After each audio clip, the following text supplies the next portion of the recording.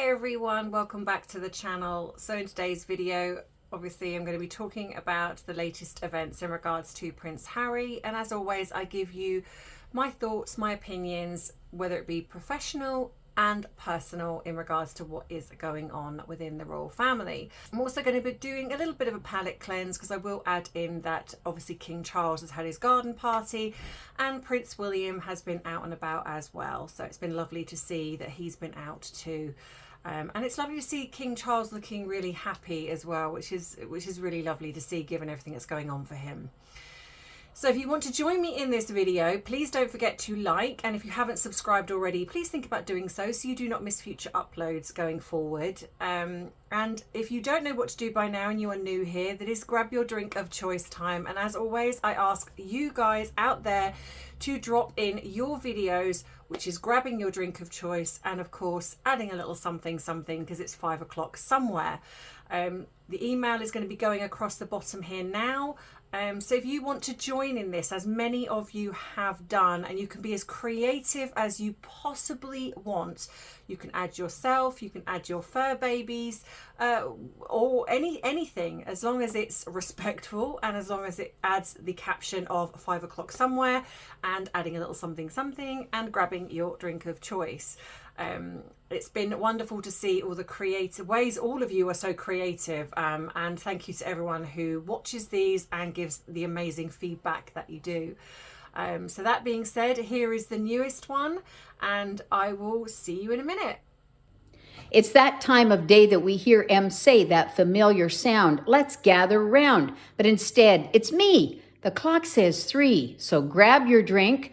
Now, let me think, a little something or peach or pear. No, not for me, 'cause it's 5 o'clock somewhere.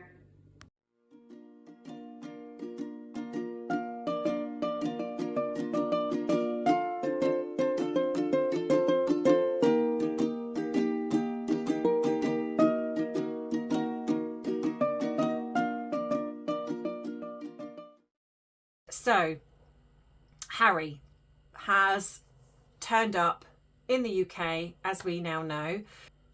And obviously this is to do with Invictus. Now, again, this has come with mixed reviews, but as always, I try to be as fair as possible. I would say one of the biggest things to come out of this is obviously the Spencers have turned up to support Harry. So Harry apparently was booed and was called a traitor. Somebody shouted out traitor. Now again, as always, I try to be as fair as possible because there is so much, so many things out there that is not backed by factual evidence. The only footage that I could find, and I scoured, was this, which I'm going to show you in a minute. Now, I do feel that there was possibly some elements of booing in there, but I wouldn't say that I thought that it was completely apparent. There was definitely cheers, and I know that again that has come with some mixed reviews on how people feel about that.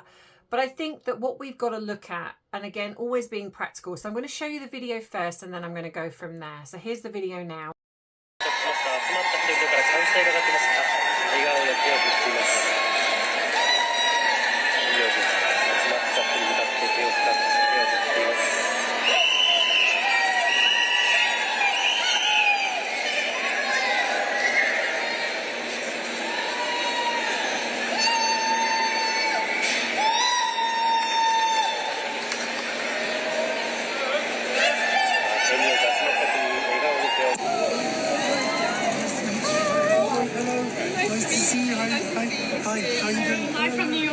Nice to meet you. Nice to meet you. Are you guys on holiday? What's happening? For a wedding here. For a wedding? Yeah. Not in there, though. No, not in there.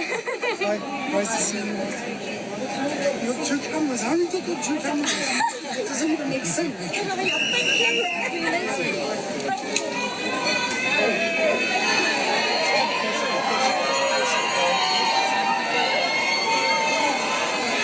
So as you can hear from that video, you kind of get a sense that there was potentially some booing, but there was also cheering as well.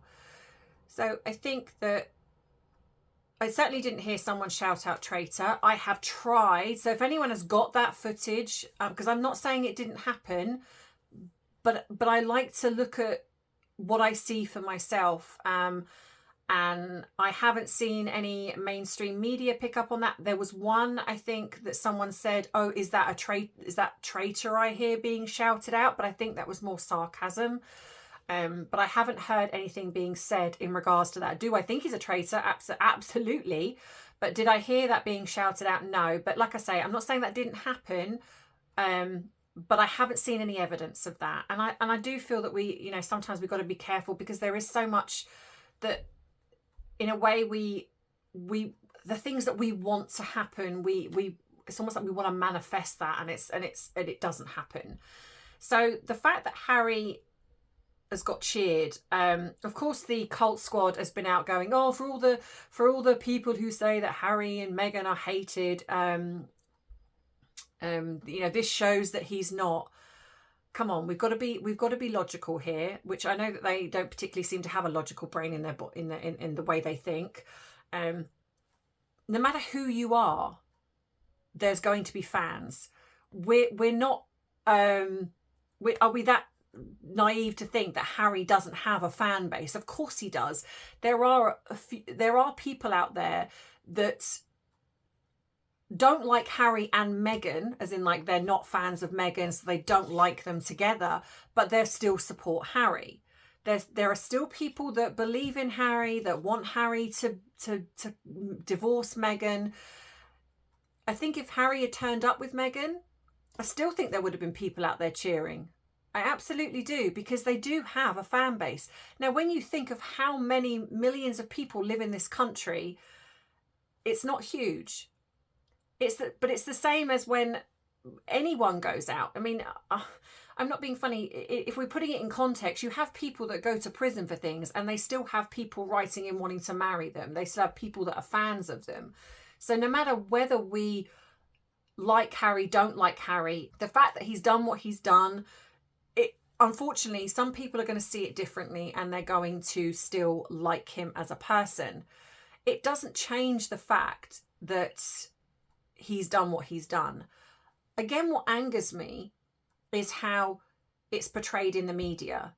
There are some that call him out, very few, but there are some. But most of them act, again, as if the royal family have snubbed Harry, like poor Harry. And it's like, for goodness sake, this is part of the problem, is that you're not holding Harry to account. You're not holding Harry in having him take responsibility for the things that he's done. And unfortunately, it's those type of media pieces, which is ironic, because when it's negative media, then the British newspapers are liars, and they are all out to get Harry. And, you know, and this is the cult fan base as well. Oh, you know, the British media are racist, and they're this and they're that. The British people are racist. Well, So in one context where you can say, oh, and this is why they don't really use their brain, because when you see the comments of, oh, for all the people that think Harry is hated, you know, look at just all the people out to celebrate him. Yeah, but you were the same person that probably 2 weeks ago were going, oh, the British people are so racist, and they all hate Harry because they're racist, and they hate Meghan because they're racist. It's like two things. Firstly, well, that counteracts that one, doesn't it? Because I'm sure they're there cheering him. But also, you've got to look at the fact that if Meghan had turned up, even though, yes, there would have been still some people there probably would have been less, because it's mainly Meghan that people don't like. I mean, don't get me wrong, I think Harry is just as accountable, but for most people, they will blame Meghan and think that she's the catalyst. It's like, Harry was fine before Meghan. No, he wasn't, but that's what you're choosing to see. Harry has always been this horrible, vile person, but unfortunately, the royal family protected him, and so we didn't see it as much. And this is the truth of who he is. So, yeah, so going back to that, you know, he's always going to have a select few people that still support him, still want him and William to sort things out. But it angers me when, again, the responsibility is put to William. William has snubbed his brother. the king has snubbed his son. Oh, Harry cut a lonely figure walking through up those steps. Oh, it's like, oh, grow up. Bah. And then of course we've now got the fact that Harry had the Spencers there. Now there is no love lost between the Spencers and the Windsors. There isn't. Some people have said, was this a spiteful attack against his father? Harry is petulant enough to do that. Yes, absolutely. And it seems to me that the Spencers have, in some ways, what I would seem kind of gone, well, you haven't got your dad there, but we're going to show support because it gives them credibility, if you like. What I find interesting is if the rest of us can see how Harry is using his mother in every opportunity he can, how do the Spencers not see that? And that makes me kind of think, going back to, because obviously what's come to the surface again is the Bashir interview. And I'm sure most of you by now know that infamous interview that Princess Diana gave to Martin Bashir through the BBC.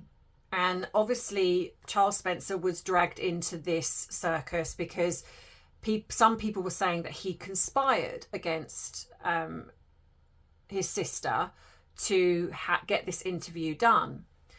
Now, obviously he's come out and he's said absolutely not. You know, I wasn't. I was duped just as much, and I suspect that's true.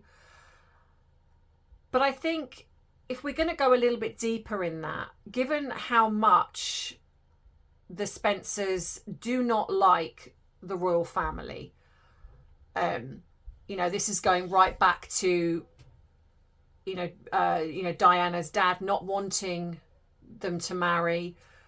I think he had designs of her marrying a farmer and living in the country and sort of going down that way in society. And I wonder if her brother was just as sort of, maybe not so much against, because he was a lot younger then, but he definitely didn't like the royal family, and that you know, but I think they sort of came to an understanding, because obviously she married the then Prince Charles, but when obviously everything come to a head when she died, and I do understand that, because I think when you lose somebody, in certainly in the way that they lost Diana, you want someone to blame. There's always, you know, there's got to be a bad guy. And sometimes, especially if there are things in your past that you feel guilty about, or you feel contributed to something, and it could be that maybe there is an element of guilt in regards to the Bashir interview, where he feels that he perhaps could have done more to protect her. Perhaps he encouraged it a bit more than what he should have done. Excuse me, someone at my door, so Arthur's going to bark.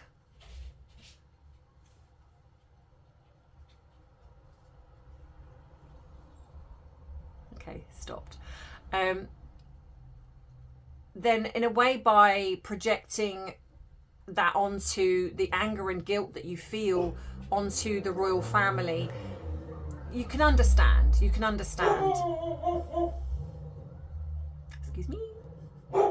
Okay, Arthur, good boy. Go and lay down. Good little warning dog. So I think that you can understand why he feels the way he does about the royal family. There will be an element where he will blame King Charles especially, and it seems in a way that has been carried forward. It hasn't really changed.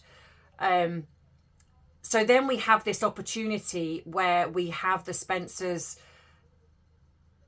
kind of almost doing a one-upmanship. This would have been a conversation they would have had well before. They haven't just decided to rock up and be there for Harry. You know, a bit like how the King and Prince William have things that, and this is where I find, I'm sorry, I'm going to jump a little bit here, I do apologize, but this is where I find it very frustrating, is it's almost like, well, Harry being over here around the time of his son's birthday, that's okay. Nobody criticizes that. You know, Invictus, this was planned well in advance, so you can argue the fact, even though if you haven't watched my other video, please go and watch that, because I do find it a little bit suspect that Harry was over here for the last 3 years. Now, okay, one of those years was the coronation. I absolutely get that, but that still is weird, because why would you come all the way over here around your son's birthday for your father's coronation, which is a massive historical event? Why would you not want to bring, I can understand if you were going to, you know, keep fake Lily and keep that illusion with her being in the States, but why would you not want to bring your son to your grandfather's coronation, a massive historical event, which is around all of his family, something that for all of history he could be part of, and he chose not to do that. Now, it would make more sense if he couldn't do it, because if he brought real Archie, he looks completely different to the Archie we're being shown now. So people would question that. That would be suspect. So what they do is they create this, oh, Harry can't possibly, you know, Harry, it doesn't feel safe. It doesn't feel safe. And I genuinely believe this whole feeling safe thing is a ruse. It's because he cannot produce 2 children, because the first one is over here, and I'd imagine that he either secretly sees him when he can, or he's been stopped from seeing him, one of the two. But if we did see him with the real child, he would look completely different to the alleged child that we're now being presented in the media.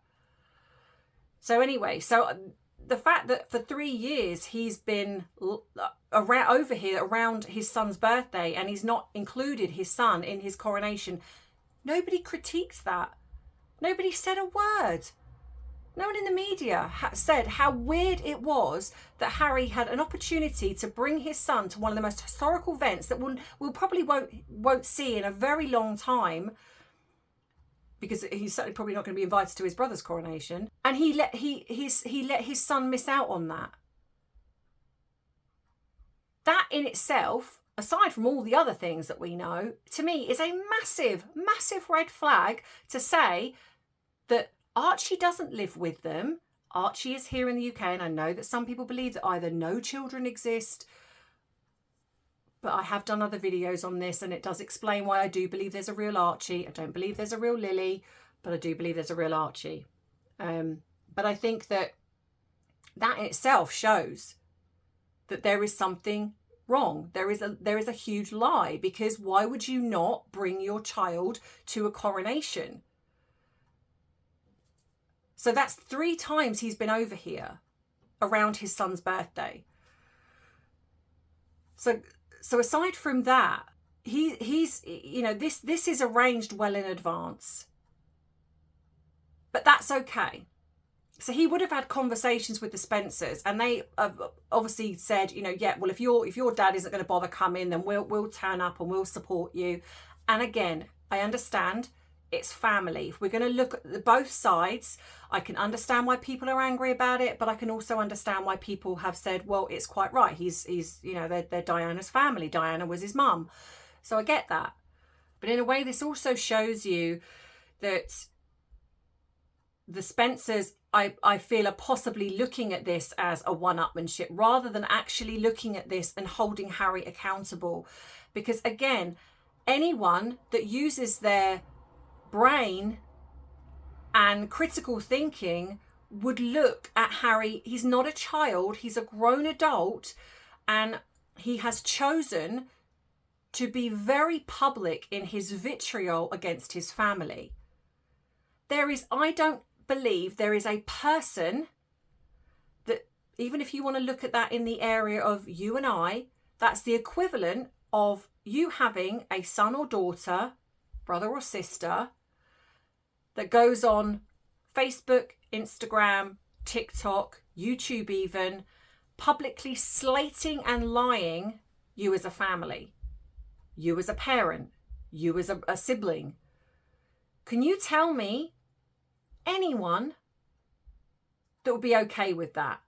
And that's one of the things that when I actually sometimes bite and argue back with some of the cult squad that I've seen, I say that to them. Would you be okay with that?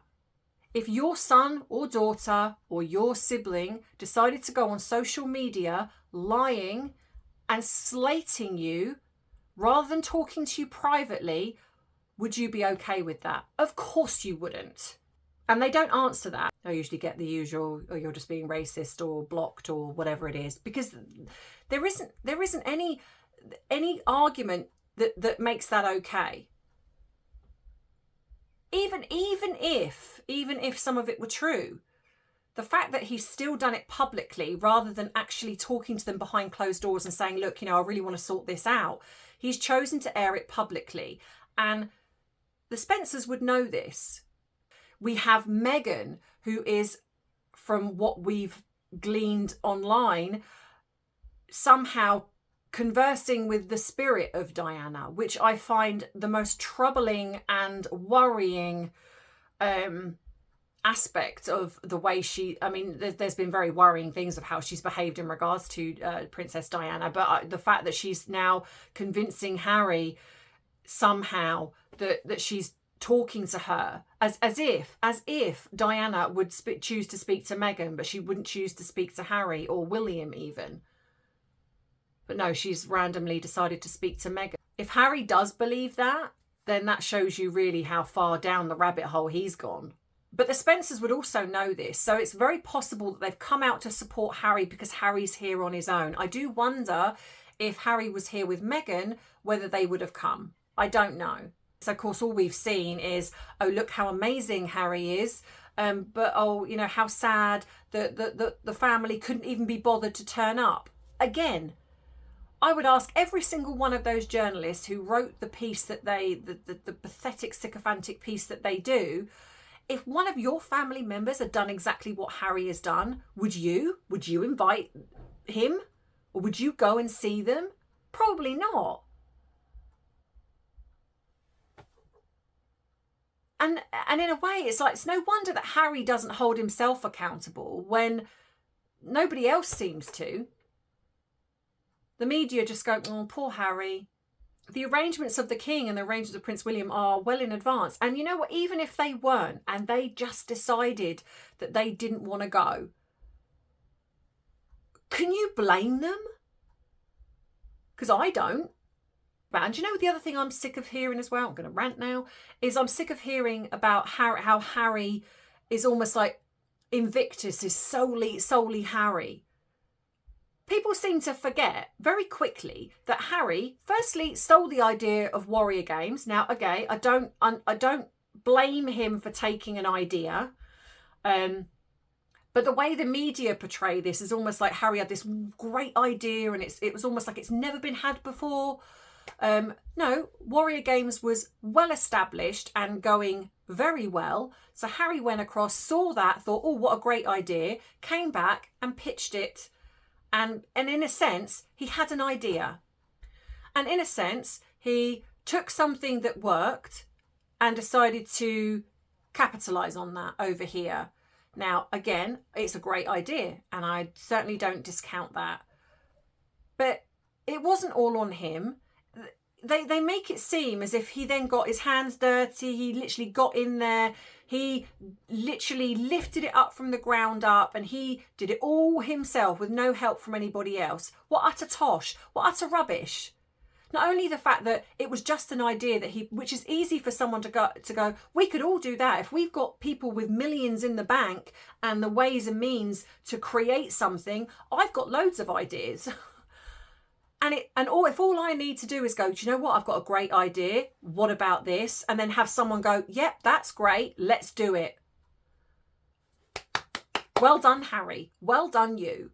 Because that's literally all he did. He literally said, I've seen this. I would like to do this. And then everyone else went, okay, let's make that happen. And a lot of that was down to the fact that Harry was so off the rails. They were like, you know what, this is going to be a great focus for Harry. Well, people seem to forget that in the beginning, King Charles was there, or Prince Charles as he was then, and his brother, and I think even Catherine, and his grandfather had a lot to do with it as well. And let's not forget, like I've said before, the organisers behind the scenes who had a huge part to play in this. But oh no, let's give Harry all the credit as per usual. Harry's lazy. And the best that he did was he took the idea from something that was well established and decided to create the idea here. And like I said, it's a great idea, not going to lie. And it gives the veterans who have been through something absolutely horrendous to focus on.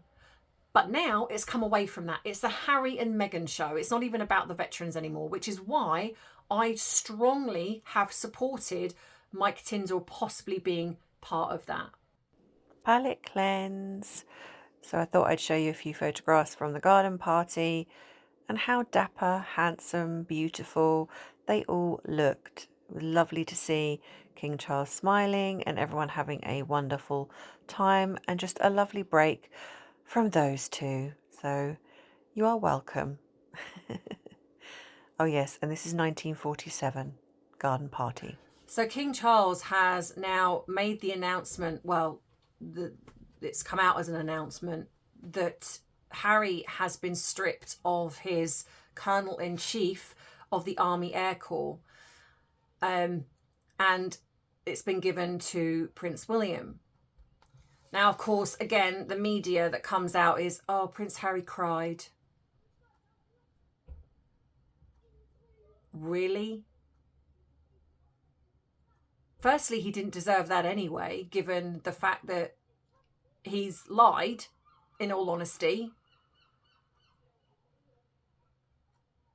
I just find it incredulous that they have the audacity to create Harry to be the victim. He should have been stripped of that a long time ago. So it says, royal expert and author Tom Quinn exclusively told the Mirror King Charles' announcement that Prince Harry is being stripped of his role as Colonel-in-Chief of the Army Air Corps is a real kick in the teeth for the son who always felt marginalised and underrated. What makes it much worse is that the role is being given to the very man who Harry sees as the cause of so many of his problems, his brother. And the announcement was deliberately made during Harry's brief visit to the UK to have maximum impact. It shows Harry that he really is no longer welcome. Well, let's break that down. So firstly, like I've said, Harry is lucky that he kept that for as long as what he did. He shouldn't have had it in the first place. He is a liar. And not only that, he is a traitor to the late Queen and he's a traitor to his father, the King. The fact that it's been given to his brother, absolutely, because his brother deserves it, in my opinion. Harry doesn't. The fact that we have got Harry, who the only thing that he hangs on to is Invictus or his polo, that's it. He doesn't do anything else. I mean, yes, he's got a couple of charities which he briefly trots in when he feels like it, when he feels the need to be in the media for Centre Bowl, and is there another one? I'm not sure. But the fact that it says that he's always felt marginalised and underrated. Oh, boo-hoo. Now, okay, the therapist, you know, if Harry was a client of mine, instead of creating Harry to be the victim, I would have explored that. Because again, it's not holding Harry accountable. Did Harry look marginalised and underrated when he was out partying and enjoying the life and soul of what the royal family can bring him, when he was hobnobbing with all the rich and the famous?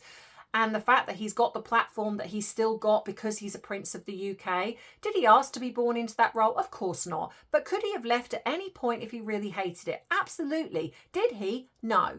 Why? Because he liked it. But was he like a petulant, spoilt child when he started to realise that his brother was going to be king one day and that's a big deal? Yes, probably. Of course he did. Because he is a spoilt man baby. Instead of actually going, you know what, I have got the best of both worlds. I haven't got the pressure that my brother has got. When my brother cannot do some of the things that he wants to do. Yes, he did some things as a teenager. All teenagers do. But then it comes to a point when you're being told, well, you've got to knuckle down now. You can't do the things that you're doing. You've got to go a different path because you are going to be king one day. That comes with a huge amount of pressure. And instead of being a brother, instead of going, you know what, a bit like how Princess Anne is to her brother, instead of being a rock and someone who, you know what, whatever happens, I'm going to be by your side. Even Margaret, Princess Margaret, found it very difficult. But she still put her sister first, even when it came to her own love life. She still, as hard as what it was for her, put her sister first. But did Harry? No. Now, don't get me wrong.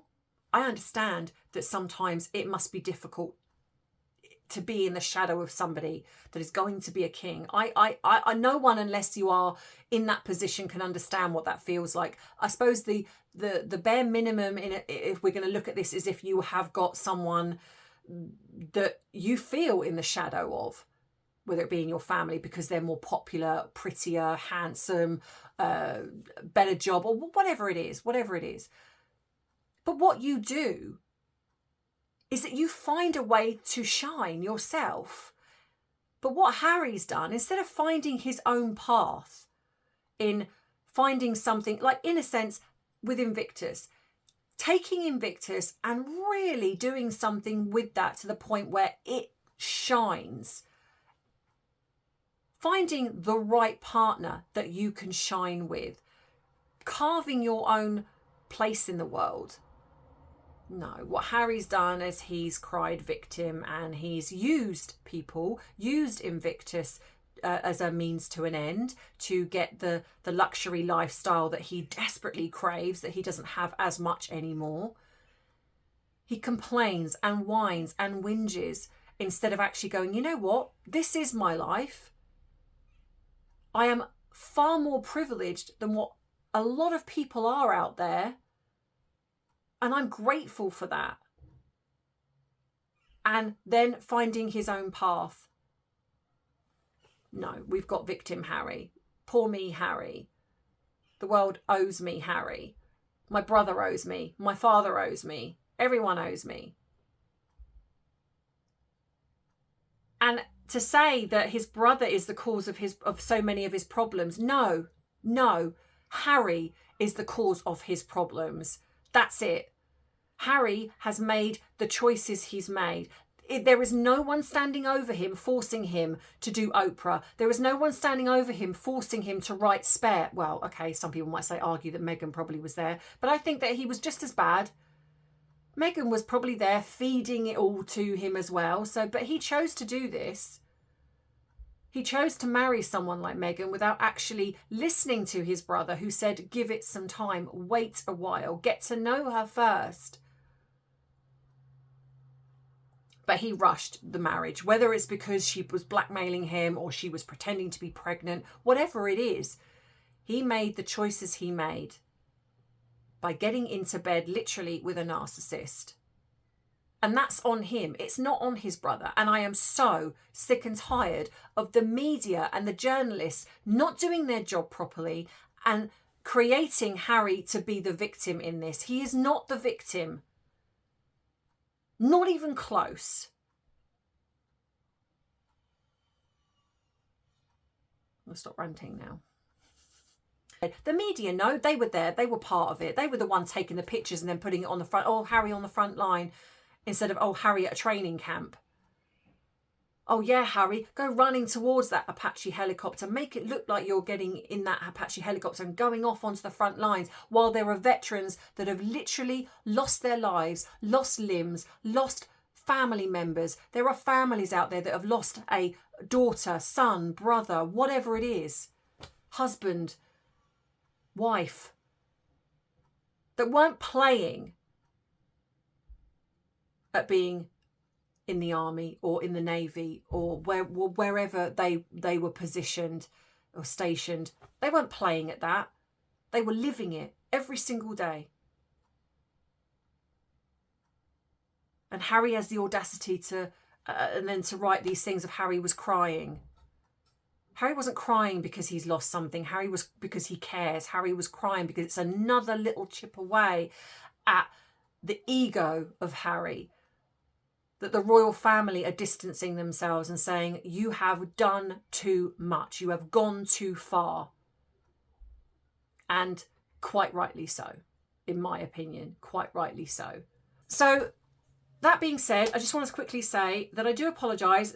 I know people are going to obviously say, don't apologise, but I do. Like I say, I like to own when I do things wrong. I did get some, well, it was a bit of a doozy. I got a few things wrong, actually, in the last video. So I said that Charles is the King of England. I do apologise that I got that wrong. I know that if I say, I can't say that it's just the menopause or whatever it is, because I don't know in the time. In the moment I say things, I say them. It is certainly not intentional. Never, ever, ever do I intentionally say something to upset somebody. Most of you who've been with me for a while know that, but I understand there are new people that come on and watch the videos and you don't know me, and I get that. And I understand the need to criticise. I get that too, because I do like to read as many of the comments as I can, as you know, because you see me love hearting them, you see me responding, because I think that's important, because without you, my channel wouldn't exist. But it is disheartening when I see critique. And I don't mind, you know, constructive criticism. I absolutely take that on board. But when it's mean, that's hard to read, because I do have a thick skin to a degree. I've had to have. But I think because I know who I am, and I know that I don't intentionally go out of my way to upset or offend anyone, when it does cause offence, one or two comments you can sort of think, okay, well, fair enough. But when you see it over and over, because I did mess up, there were some people that were very upset about my comments about Angela Levin. Again, I feel that was misconstrued. Not once did I believe that I was criticising or being ageist. I like to be factual, and the facts are Angela Levin is older than what she was. That I'm older than what I was. My memory isn't great, as you know, because I've made those mistakes. But I think to deny that, to hide away from that, to almost feel like there's some shame in that, is also wrong, because it's okay. Angela Levin is human.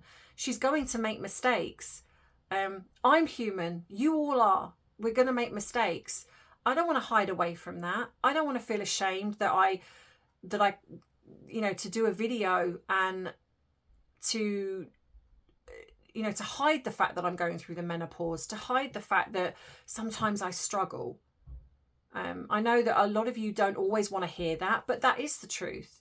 And these videos are mine, but I will own the fact that I have messed up and I get things wrong. For example, when I mentioned about Angela Levin saying that Mike Tyndall was dating the Queen's granddaughter, I believe what actually Angela Levin said was the King's granddaughter. But again, I got mixed up in what I was saying, and I said the Queen's granddaughter. But like I said, I'm human and I make mistakes like everybody else. Just because I do the job that I do doesn't mean that I'm a robot and I get everything perfect all the time. It would be great if people read the comments, because then they could see that I'm being critiqued and they don't add to that. But I guess a lot of people don't, and I also get that. But all I ask is that please try and be respectful. It's try and remember that I'm a human being. So I hope that you can understand that and forgive me for making a mistake. But if I see it, I'll own it, and hopefully we can move on.